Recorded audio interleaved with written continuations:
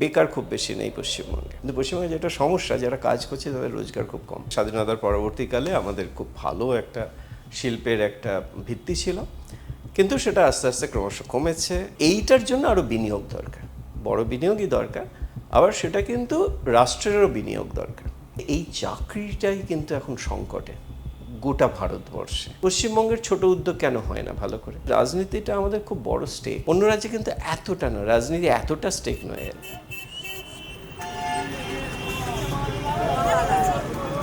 15 বছর তৃণমূলের মতো আঞ্চলিক দলের হাতে রাজ্যের রাশ। মমতা বন্দ্যোপাধ্যায়ের মুখ্যমন্ত্রিত্বে পশ্চিমবঙ্গের ঋণ 7,71,000 কোটি টাকা। অর্থনৈতিক বৃদ্ধিতে দেশের গড় যেখানে 6, পশ্চিমবঙ্গ সেখানে মাত্র 4.7। সরকারি হিসাবে রাজ্যে পরিযায়ী শ্রমিক বেড়েছে কম করে 22 লক্ষ, বেসরকারি মতে তা 50 লক্ষেরও বেশি। দেশে বিদেশি বিনিয়োগের মাত্র 0.6% হয়েছে পশ্চিমবঙ্গে। রাজ্য ছেড়েছে প্রায় 7,000 সংস্থা। 2023 সালের রিপোর্ট অনুযায়ী 30 বা তারও কম পড়ুয়া থাকায় রাজ্যে প্রাথমিক, উচ্চ প্রাথমিক ও মাধ্যমিক মিলিয়ে কম করে 8,207টি স্কুল বন্ধের মুখে। এছাড়াও জমি জটের কারণে ঝুলে জোকা ধর্মতলা, নিউ গড়িয়া বিমানবন্দর, নোয়াপাড়া বারাসাত এবং বরানগর ব্যারাকপুরের মতো মেট্রো প্রকল্প। আটকে বারাণসী কলকাতা এক্সপ্রেসওয়ে, তাজপুর বন্দর এবং দেউচা পাচামির কাজ। পালাবদলের পর এবার পশ্চিমবঙ্গের ডাবল ইঞ্জিন সরকার। কি করলে রাজ্যের উন্নতি হবে, ঘটবে অর্থনীতির শ্রীবৃদ্ধি, কোন পথে মিটবে বেকার সমস্যা, দারিদ্র্য? স্বাধীনতার পরবর্তীকালে আমাদের খুব ভালো একটা শিল্পের একটা ভিত্তি ছিল, কিন্তু সেটা আস্তে আস্তে ক্রমশ কমেছে। আমাদের মোট শিল্প উৎপাদনের পরিমাণ যদি আমি স্বাধীনতার সঙ্গে সঙ্গে ওই সময়টা দেখি, তার সঙ্গে কমেছে, এটা খুবই কমেছে। সাম্প্রতিককালে যেটা হয়েছে সেটা হচ্ছে একটা ধারাবাহিকতাই চলেছে, তার থেকে উন্নত খুব হয়নি, ধারাবাহিকতা। আর যদি বলি যে স্টেট ডোমেস্টিক প্রোডাক্ট যেটাকে বলি, রাজ্যের উৎপাদন, সেটা সামান্য কমেছে, মানে আপেক্ষিকভাবে কমেছে। এটাই যথেষ্ট উদ্বেগের কারণ। আর কিন্তু আমি একটা রাজ্যের সামগ্রিক যখন উন্নয়নের কথা বলবো, তখন কিন্তু আরও অনেক জিনিস দেখবো আমি। সবাই কিন্তু ওই প্রসপারিটি বলতে, একটা রাজ্যের প্রসপারিটি বলতে বোঝায় এসডিপি, পার ক্যাপিটা এসডিপি, সেটা তো ভালো কথা, কিন্তু তার সঙ্গে কিন্তু মানুষজন কেমনভাবে বেঁচে আছে এটাও খুব গুরুত্বপূর্ণ, যেটা অমর্ত্য সেন বলে থাকেন আর কি, how people are doing. How people are doing সেদিক থেকে যদি আমি তথ্য দেখি, যদি সূচকগুলো দেখি, তাহলে দেখব যে পশ্চিমবঙ্গ কিন্তু খুব খারাপ নয় সেদিক থেকে। কীরকম? সেটা হচ্ছে যে একদম দারিদ্র্যের দিক থেকে যদি বলি, তারপরে আমাদের ওই যেটা ভোগ ব্যয় যদি বলি আর কি, আবার গড় ভোগ ব্যয়, এগুলোর হিসেবে পশ্চিমবঙ্গ কিন্তু খুব খারাপ নয়, মানে মাঝারি আর কি। তো কিন্তু এটা আরও ভালো হতে পারতো জানি, কিন্তু আমি বলবো যেটা, সেটা হচ্ছে যে দুটোই চলা উচিত। একটা হচ্ছে যে বিনিয়োগ তো আসা উচিত, কিন্তু পশ্চিমবঙ্গে আমরা যেটা জানি যে বড় বিনিয়োগ আসেনি বটে, কিন্তু ছোট ছোট উদ্যোগ প্রচুর আছে। ছোট উদ্যোগে কিন্তু কর্মনিয়োগও হচ্ছে, কিন্তু সেই কর্মনিয়োগে প্রধান সমস্যা যেটা, যে ওই মূল্যযুক্তটা খুব কম হয়, অর্থাৎ ভ্যালু অ্যাডিশনটা কম হয়। ভ্যালু অ্যাডিশনটা যদি কম হয়, রোজগার কম হয়, ফলে প্রচুর লোকে কিন্তু নিযুক্ত আছে, কিন্তু রোজগার বড্ড কম। এরা পশ্চিমবঙ্গের সমস্যা। তাহলে আমাদের যেটা দেখতে হবে, বেকারত্ব বলতে আমরা যেটা বুঝি না, হয়তো বেকারত্বের হিসেবে দেখব বেকার খুব বেশি নেই পশ্চিমবঙ্গে, সত্যিই নেই, কারণ কোনো পরিসংখ্যান নিয়ে এটা বলতে পারবে না যে পশ্চিমবঙ্গে বেকারত্ব বেশি, কিন্তু পশ্চিমবঙ্গে যেটা সমস্যা, যারা কাজ করছে তাদের রোজগার খুব কম। তো ফলে এইটার জন্য আরও বিনিয়োগ দরকার, বড় বিনিয়োগই দরকার, আবার সেটা কিন্তু রাষ্ট্রেরও বিনিয়োগ দরকার, মানে শুধু প্রাইভেট বিনিয়োগ নয়, private investment plus public investment. এবার পাবলিক ইনভেস্টমেন্টের জায়গা থেকে পশ্চিমবঙ্গ কিন্তু ক্রমশই কমেছে, এবং সেই জন্য এখন যদি এরকম হয়, ওই যেটাকে বলা হয় ডাবল ইঞ্জিন সরকার, তাতে যদি পাবলিক ইনভেস্টমেন্ট যদি পশ্চিমবঙ্গে আরও বাড়ে, সেটা ইনফ্রাস্ট্রাকচারে হতে পারে, অন্য বিভিন্ন ক্ষেত্রে হতে পারে, হয়তো সেখানে প্রাইভেট পাবলিক মিলিয়ে একটা হতে পারে। তো এইরকমভাবে ভাবা যেতে পারে, কিন্তু আমি বলবো যেটা, সেটা হচ্ছে সবকটার রাজত্বেরই কিন্তু ভালো মন্দ দিক কিছু থাকে, আর যে আখ্যানটা আমাদের কাছে বারবার আনা হয় সেটা হচ্ছে একমুখী আখ্যান, আমি বলবো যে একটু বহুমুখী আখ্যানের দিকে তাকাই আমরা।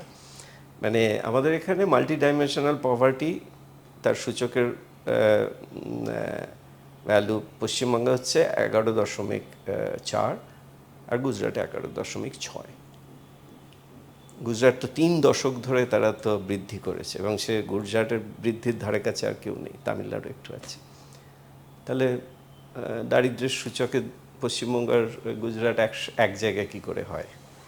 সমস্যা আছে তাহলে একটা, সেখানে একটা ওই আরবান রুরালের একটা বড় সমস্যা আছে। সুতরাং একটা রাজ্যের উন্নয়ন বলতে গেলে আমি কিন্তু এই সামগ্রিকভাবে দেখব, সবটা দেখব। যদি গ্রোথটা ভালো হয় তাহলে ঋণ নেওয়াটা খারাপ কিছু নয় রাষ্ট্রের ক্ষেত্রে, রাষ্ট্রে বা একটা অঙ্গরাজ্যের ক্ষেত্রেও তাই। যদি আমার গ্রোথটা যদি ভালো হয় তাহলে ঋণ নেওয়াটা খারাপ না, আমি ঋণ নিয়ে গ্রোথ করতে পারি। তো কিন্তু আমার যদি গ্রোথ হচ্ছে না অথচ আমি কেবলই ঋণ নিয়ে যাচ্ছি, তাহলে সমস্যা। সেই সংকট পর্যন্ত কিন্তু পশ্চিমবঙ্গ আসেনি কখনো, এবং সেটা নীতি আয়োগের রিপোর্টেই বলছে। এই গত বছরেই একটা, না এবছরের গোড়াতেই বোধহয় নীতি আয়োগের একটা রিপোর্ট আছে, ওই ফিসকাল হেলথ ইন্ডেক্স বলে। সেখানে পশ্চিমবঙ্গ র্যাঙ্কিংয়ের দিক থেকে যদিও নিচে, কিন্তু ওরা যেখানে লিখছে সেখানে লিখছে যে পশ্চিমবঙ্গের যা গ্রোথ রেট, পশ্চিমবঙ্গের যা ঋণ, সেটার মধ্যে এখনও পর্যন্ত ওই যেটাকে বলে সাস্টেনেবিলিটি খুব সমস্যা এখনও হয়নি, মানে সংকটের মতো নয় আর কি। কিন্তু হ্যাঁ, এটাকে ইমপ্রুভ করতে হবে, ওই ডেটটাকে কমাতে হবে। ভারতবর্ষ বিরাট দেশ, সেখানে এক রাজ্য থেকে অন্য রাজ্যে লোকেরা কাজ করতে যাবেই, যেতেই হবে। সেটা সামগ্রিকভাবে ভারতীয় অর্থনীতির জন্য প্রয়োজন। এবং কোথাও যেখানে মজুরির হার বেশি সেখানে লোকেরা চলে যায়, সেখানে কোথাও আবার দেখুন না, কলকাতায় আমাদের আশেপাশেই দেখুন না, কত অন্য রাজ্যের মানুষ চাকরি করছে তো। সুতরাং এই যাতায়াতটা থাকবেই আর কি। মানে কেউ যদি বলেন যে না, অমর্ত্য সেনকে শান্তিনিকেতন ছেড়ে দূরে থাকতে হলো, কি কষ্ট, এটা তো নিশ্চয়ই কেউ বলবে না, তাই না? কারণ প্রত্যেকেরই নিজস্ব একটা চয়েস আছে, এবং চয়েস অনুসারে সে কোথায় থাকবে সেটা তার ব্যাপার। সুতরাং আমরা ওটাকে থামানোর চেষ্টা করাটা ওটা ভুল আর কি। যেটা করা যেতে পারে সেটা হচ্ছে যে সামগ্রিকভাবে আমি সুযোগটা বাড়াতে পারছি কিনা, সুযোগ বাড়ানো। এবার সুযোগ বাড়ানোটা ধরুন কিছু কিছু চাকরি আছে যেগুলো হয়তো বাড়ছে, কিছু কিছু আছে যেগুলো না বাড়ছে না। কিন্তু এখানে যেটা হচ্ছে সেটা হচ্ছে সামগ্রিকভাবে একটা না, আমাদের এক ধরনের নৈরাশ্যজনক একটা চিত্র আমাদের মাথায় এসে গেছে। কারণ হচ্ছে মধ্যবিত্তর জন্য বা শিক্ষিত মধ্যবিত্ত যে ছোট সেকশন যেটা আর কি।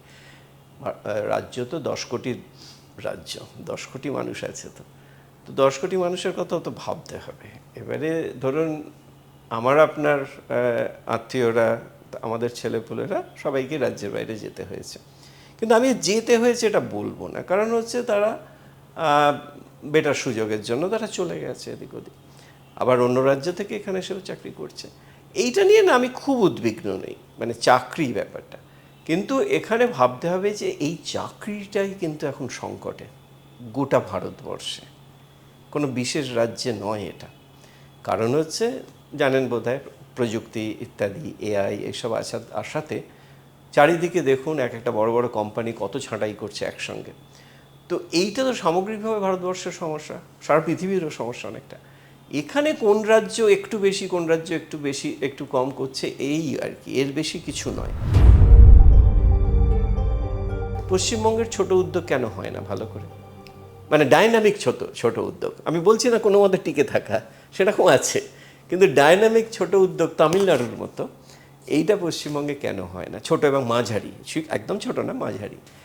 এখানে বোধহয় একটা সাংস্কৃতিক ব্যাপার আছে, সেখানেও আমরা দায়ী। কারণ হচ্ছে আমরা বুঝিয়ে দিয়েছি পরীক্ষায় ভালো করতে হবে। উদ্যোগপতিরা পরীক্ষায় ভালো করে না, কিন্তু তারা উদ্যোগটা ভালো করে জানে কি করে করতে হয়। ওই মাথায় ঢুকে গেছে পরীক্ষায় ভালো ফল করতে হবে, করে একটা চাকরি জোটাতে হবে। ফলে যাদের সেই পোটেনশিয়াল ছিল তারাও কিন্তু আমাদের এর মধ্যে ঢুকে যাচ্ছে। এটা এক ধরনের মতাদর্শগত বলা যায় অসুবিধে আর কি আমাদের।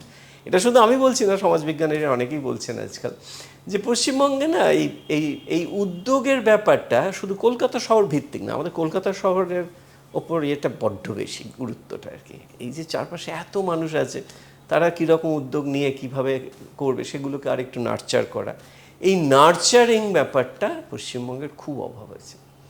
একটা ছোট উদ্যোগ আপনি করে দেখুন, সঙ্গে সঙ্গে রাজনৈতিক এরা এসে পড়বে, এসে আলটিমেটলি আপনাকে বন্ধ করে দিতে হবে। এই প্রিডেটরি একটা রাজনীতি যেটা আর কি, এই প্রিডেটরি রাজনীতির জন্য অনেক ক্ষতি হয়ে গেছে। এটা কোনো দল বিশেষের সমস্যা নয়, এটা সমস্যা একটা সামাজিক সমস্যা হয়ে যাচ্ছে আস্তে আস্তে। এমনি দেখুন না, যে কোনো রেজিম চেঞ্জের সময় দেখুন না, এই যে হিংসাটা হয়, এটা আর কোনো রাজ্যে তো হয় না, আমাদের এখানেই কেন হয়? তার মানে হচ্ছে রাজনীতিটা আমাদের খুব বড় স্টেক। অন্য রাজ্যে কিন্তু এতটা নয়, রাজনীতি এতটা স্টেক নয় আর কি, যে কে জিতলো কে হারলো তার ভিত্তিতে কয়েকটা মানুষ খুন হয়ে গেল, এটা অন্য রাজ্যে হয় না, এটা একমাত্র পশ্চিমবঙ্গে হয়। তার মানে হচ্ছে আমি সর্বস্ব দিয়ে রাজনীতিটা করেছি আর কি, জুয়া খেলার মতো। আগে ছিল যেমন ঐতিহাসিকভাবে আমরা উন্নয়নে দেখি কি, যে কৃষি থেকে যে উদ্বৃত্তটা হচ্ছে সেটা শিল্পে বিনিয়োগ হচ্ছে। এখানেও অনেকটা তাই, যারা একটু সম্পন্ন কৃষক সেখান থেকে সেটা নিয়ে আবার তারা গাড়ি টাড়ি কিনছে, হ্যাঁ, কোল্ড স্টোরেজে ইনভেস্ট করছে, এইসব করছে। তারপরের ধাপটা আর হচ্ছে না। এই পরের ধাপটার জন্য সরকারকে বোধহয় একটু পুশ করতে হবে, দেখা যাক।